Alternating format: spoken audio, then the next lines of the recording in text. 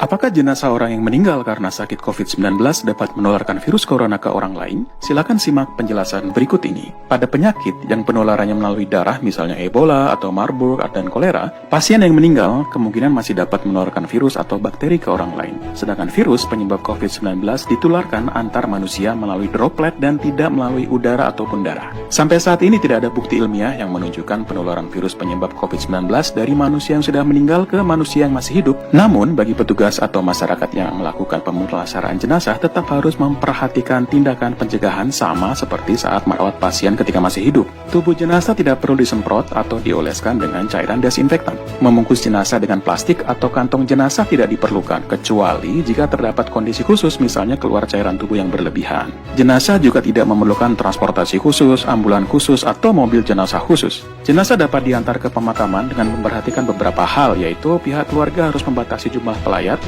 jangan melakukan kontak dengan jenazah, tetap menjaga jarak dengan pelayat lainnya, dan orang dengan gangguan pernafasan tidak diperbolehkan melayat. Semoga cukup jelas ya bahwa korban meninggal COVID-19 tidak akan menularkan ke masyarakat apabila ditangani dengan baik. Mari hilangkan pandangan negatif terhadap para korban COVID-19 yang sudah meninggal. Para korban berhak untuk mendapatkan pemakaman yang layak.